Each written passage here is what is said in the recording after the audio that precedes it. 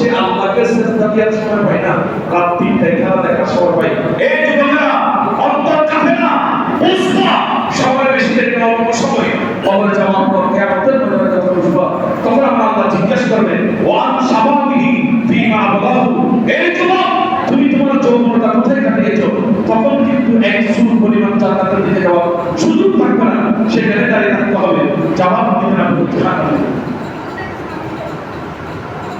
অল্প সময় আমি গুরুত্বপূর্ণ কথা বলতেছি, ভালোভাবে মাথায় ভাবনা। আজকে কোথায় যাচ্ছি? এই যে ব্রাজিল আর আর্জেন্টিনা বলে আমাদের খেলাধুলো ভালো হচ্ছে, এবার দেখলাম 48টি দল, 48টি দল মানে 48টি রাষ্ট্র আর কি। পৃথিবীর মধ্যে কি শুধু 48টি রাষ্ট্র আছে? আপনারা কি গবেষণা করছেন যে সকল দেশ বেশি উন্নত বিশ্বে চলে গিয়েছে, এরা কি খেলাধুলার সাথে জড়িত আছে? এদের দেশে আমাদের বাংলাদেশের মধ্যে এরকম পর্দা দিয়ে রাস্তায় রাস্তায় খেলার অবস্থা আছে? আপনি খবর নিয়ে দেখেন না তো? ওরা একটু উন্নতি যাচ্ছে কিভাবে? ওদের মধ্যে ওরা ইহুদি নসরা হওয়ার পরও ওরা যদি রাস্তায় এ ধরনের কালচার না করে, আমার বাংলাদেশের মানুষ মুসলমান হওয়ার পরও রসুল আদর্শ মানতে তোমরা রাত্রে এখানে প্যান্ডেল করে রাস্তায় নাচানাচি করতেছো, তোমার কি মৃত্যু হবে না? তুমি কি কবরে যাবে না? তোমার যৌবনটা কি চলে যাবে না? কারণ নাই যৌবনকাল কতটুকু সময়? 18 থেকে 40। কি ভাই বলেন, 18 থেকে 40 থেকে 60টা পড়ো।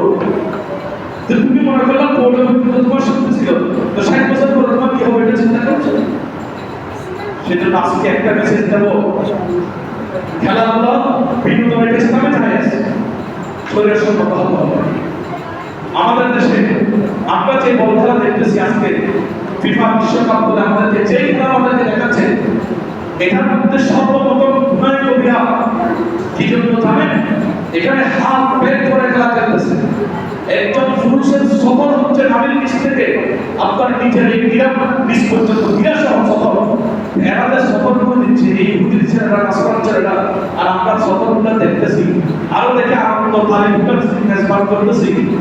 এগুলো ড্রাইভার জানেন, আপনি মন্ত্রী আসলে ফাটা লাগালে দাম করার সময় 12 টাকা আপনার পকেট থেকে বের হয় না, আপনি 1 মাইল পর্যন্ত পতাকা লাগালেন, এই পতাকার টাকাগুলো বসে এগুলো কোন দৃষ্টিতে আপনি এগুলো জায়েজ করবেন?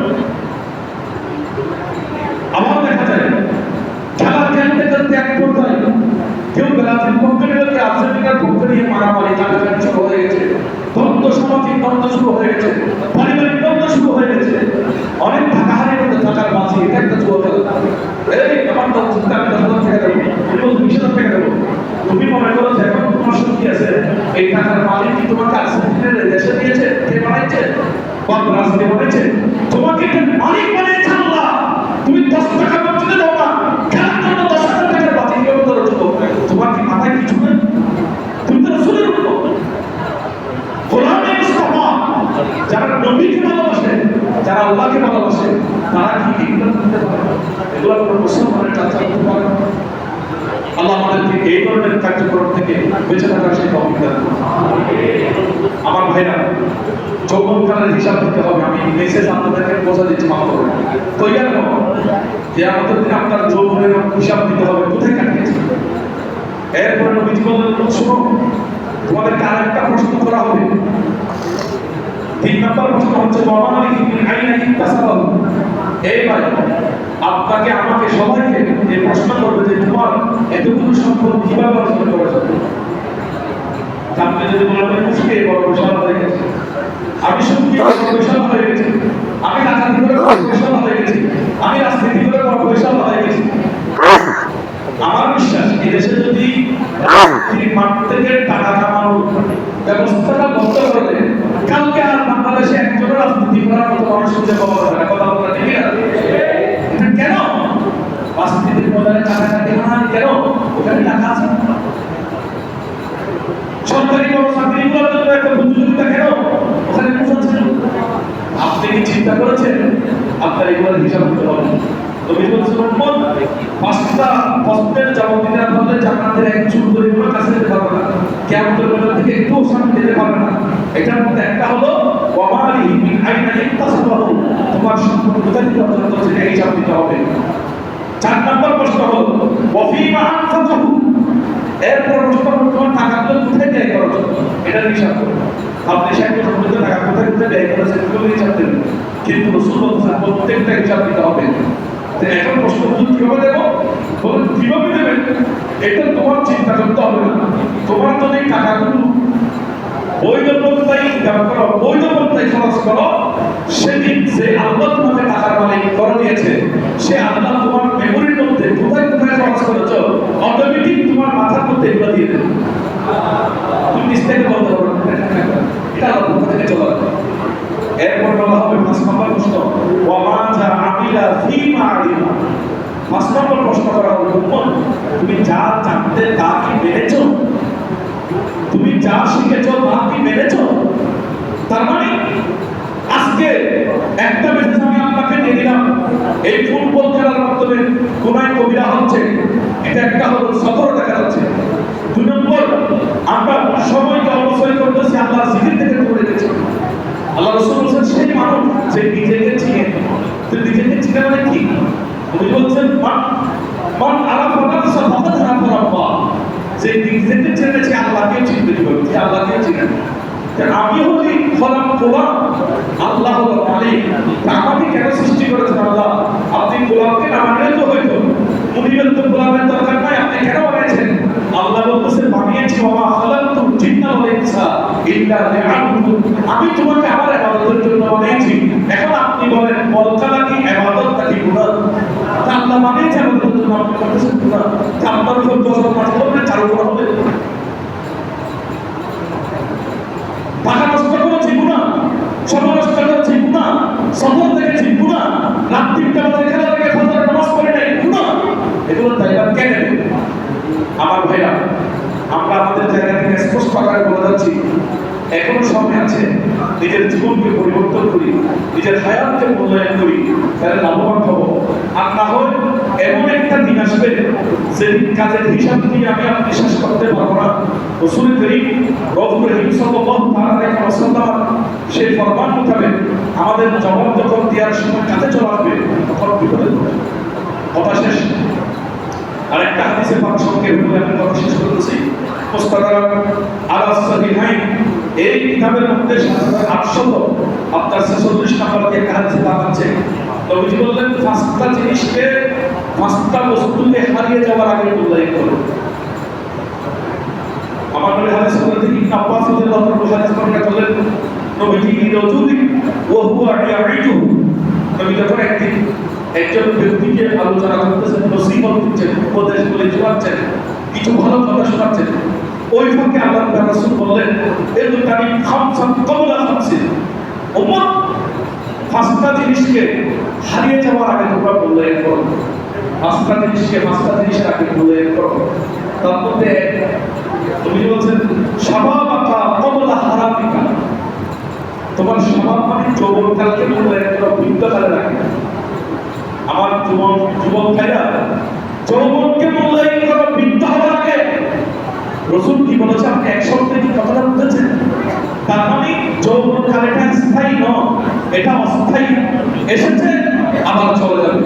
নদীতে জোয়ার আসতে যেভাবে পানি একেবারে আওয়াজ দেয়, মনে হচ্ছে আজকে পুরো এই গ্রামটাকে আবার ভেসে নিয়ে যাবে, কিন্তু কিছুক্ষণ পরে দেখা যাচ্ছে নদীর পানি আবার 10 ফুট নিচে নেমে গেছে। কি বাবা কি হলো? বলেছে বাটা হয়ে গেছে। তা আপনার যৌবন এটা এখন জোয়ার এসেছে, এটার একটা বাটা আছে, ওই বাটার নাম বৃদ্ধকাল। তখন খেতে পারবেন না, বসতে পারবেন না, বসেছেন প্রস্রাব করতে, করে দিয়েছেন পায়খানা, আপনি নিজেও বলতে পারবেন না। আর একজন এসে যখন বললেন না তোমার তো চাপড়া পায়খানা, বুঝলেন আপনি পায়খানাতে চাই নাই, আমি গিয়েছি প্রস্রাব করায়, ওদের সেখানে কাজ হয়ে গেছে। কারণ এই সময়টা আসলে এরকম, এটা আপনার দোষ না, এটা এইরকম। আপনারা সময়টা অপেক্ষা করতেছেন। রাসূল বলেছেন বৃদ্ধকাল আসার আগে জোয়ানকালকে মূল্যায়ন করো। ঘুমে কাটিয়ে না, বল খেলায় কাটিয়ে না, মদের আড্ডা কাটায় কাটিয়ে না, মদ পাশাপাশি কাটিয়ে না। এখানে একটা মাসলা জেনে রাখবেন, সেই জিনিস খাওয়া হারাম, সেই জিনিসের ব্যবসা করা হারাম। যেমন মদ খাওয়া যেমন হারাম, ব্যবসা করা হারাম। ইয়াবা খাওয়া যেমন হারাম, ব্যবসা করা হারাম। আজকে অনেক ভাইরা আছে এগুলোর ব্যবসা করে কারাগারের বিষয়ে বলতে চাই। ক্ষমতা নিজের জীবনকে রক্ষা করতেছেন, নিজেকে জাহান্নামের দিকে ঠেলে দিচ্ছেন, কবর আযাবের দিকে নিয়ে যাচ্ছে সন্তান সম্পর্কে এমন সময় আছে বলা হয়ে যায় এগুলা সবসময় মাথায় রাখবে এগুলা খাওয়া যেমন হারাম ব্যবসা করো আল্লাহ আমাদেরকে বুঝার সেই অভিজ্ঞতা করো। 2 নম্বর কথা বলেছেন ওয়াসিহাতান আল্লাহ সাহাবী সুস্থ থাকে বলতে এখন অসুস্থ হওয়া না তুমি এখন সুস্থ আছো এখন আল্লাহর মধ্যে লেগে যাও তুমি কাল অসুস্থ হতে পারো কারণ অসুস্থ অবস্থায় এখন তোমার সুযোগ থাকবে না আজকে সুস্থ আছো আজকে আল্লাহকে ডাকো আজকে ইবাদত করো আজকে সুস্থ আছে আজকে আল্লাহ করবে আমাদের অবস্থা থেকে পড়ে গেছে আজকে সুস্থ থাকে মূল্যায়ন করো এরপর বললেন শুনো ওয়া গিনাকা ক্বাবলা ফাকরিকা তোমাকে আল্লাহ পরিসংখ্যান বানিয়েছে সচ্ছল বানিয়েছে অসচ্ছলতা আসার আগে সচ্ছলতাকে তোমরা মূল্যায়ন করো টাকা থাকতে না হলো একদিন টাকা গেলে তোমার কাছ থেকে চলে যাবে বাবা কোটিপতি ছিল ছেলে কোটি হয়ে গেছে কিংবা 3 বছর আগে ওদের পয়সা ছিল এবছর তোমার করতে পারে না এরকম অনেক পরিস্থিতি আপনি খবর নিয়ে দেখবেন এসে দেখবেন তার মানে পয়সা একটা স্থায়ী চলে যাবে এরপর নবী বললেন শুনো আরেকটা জিনিস কি তোমরা মূল্যায়ন করো ওয়াফারাকা ক্বাবলা শুকুরিকা তোমরা এখন ফ্রি আছো ব্যস্ত হওয়ার আগে ফ্রি টাইম মূল্যায়ন করো আমরা একটু ফ্রি হলে মোবাইলে গেম খেলি বলছেন নো একটু ফ্রি হয়েছে রাত্রে বসে একটু ফ্রি হয়েছে রাত্রে বসে না অথবা আল্লাহ আল্লাহ আল্লাহ আল্লাহ আল্লাহ আল্লাহ নামে জিকির করো নবীর বন্ধন শরীফ করো এই কাজগুলো তুমি লেগে যাও নিজের জীবন ধন্য হয়ে কারণ তুমি একদিন ব্যস্ত হয়ে যাবে সময় পাবে না আজকেই অবসর সময় তুমি মূল্যায়ন করো ব্যস্ত হওয়ার আগে এর বলেছেন হায়াতাকা ক্বাবলা মৌতিকা বলছেন তোমার হায়াতকে মূল্যায়ন করো মৃত্যুর আগে তার মানে প্রত্যেক মানুষ নিশ্চিত মৃত্যুবরণ করতে হবে বলো না প্রত্যেক মানুষ নিশ্চিত কি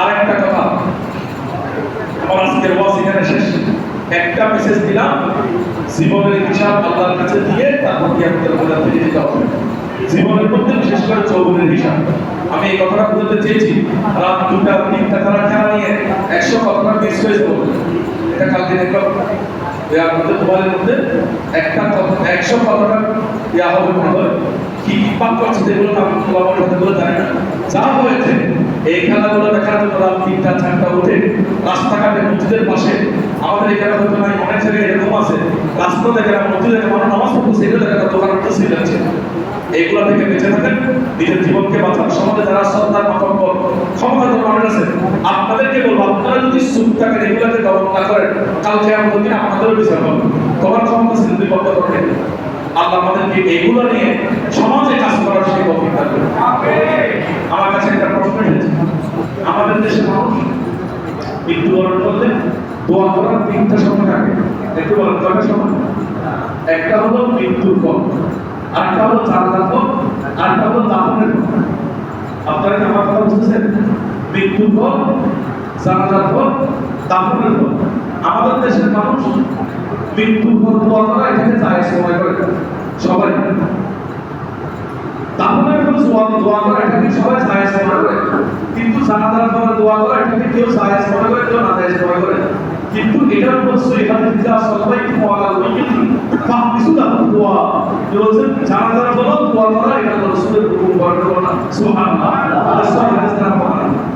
এখন দোয়ার আগে যদি কেউ দরুদ পড়ে আর সালাম লেখা পড়ে এটা আমাকে কষ্ট করেছে বিলাসী পড়া যাবে না অবশ্যই বিলাসী পড়া যাবে এটার উপর হাদিসের কথা আছে সহিহ তিরমিজির মধ্যে হযরত ওমর ইবনে কাব রাদিয়াল্লাহু তাআলা রাসূলের সাহাবী রাসূলের কাছে গিয়ে বলছে রাসূল আমি কত সময় দরুদ পড়ব তো তোমার যা ইচ্ছা তো আমি দিনকে সেকরে বাদ একবার আমি সেটা তোমাদের লাভ হবে ভাই চিন্তা পাবো আল্লাহ এটা সহিহ হাদিস আর লাভ হবে অথচ দুইবার আর একটু লাভ হবে তিনবার আর লাভ হবে হুজুর সারা দিন 24 ঘন্টা আপনার হুজুর শুনবো বলছে 24 ঘন্টা পর্যন্ত তোমার আরো বেশি লাভ হবে এটা 24 ঘন্টা তো মৃত্যু বরণ এটা 24 ঘন্টার জন্য বলছে 24 ঘন্টার বাইরে যাই এটা একটা হচ্ছে আল্লাহ বলছে আগে আমাদের আমল সাল্লু আলাইহি ওয়া সাল্লিমু তাসলিমা ইয়া আইয়ুহাল্লাযিনা আমানু সাল্লু আলাইহি তোমরা নবীর উপর দরুদ পড়ো সেখানে কি মারাজের মৃত্যু আগে হবে না মৃত্যু বরণ হবে না সাল্লু এটা আপনার মুতলাক হুকুম মুতলাক সাধারণ হুকুম সেখানে ইচ্ছা সেখানে করতে হবে নিষিদ্ধ জায়গা ছাড়া যেমন প্রস্তাব করতে হচ্ছে সেখানে করা যাবে আদাবের খেলা হ্যাঁ, আপনি যে জায়গাগুলোতে আদবের খারাপ সেইগুলো ছাড়া বাকিগুলো তো করা যাবে, শরীরের কোনো মানা নাই। যদি কেউ বিলাপ করে আল্লাহ নবী মুহাম্মদের দোয়া করে, তাহলে ওই দোয়া আরো অন্যের দোয়ার আগে কবুল হয়ে যাবে। এগুলো আমি সময় আজকে আমি বিস্তারিত বলছি না, একটা হাদিস দিয়ে সঙ্গে বলেছি। এটা প্রয়োজনে যদি আরো কেউ জানতে চান, এটা প্রয়োজনে আমি কি করবো আরো বিস্তারিত একটু সেই বিষয়ের উপর অসংখ্য দলিল আমি আপনাদের শোনাতে পারবো ইনশাআল্লাহ। আমি কিন্তু যারা আরো বড় তারা বেশি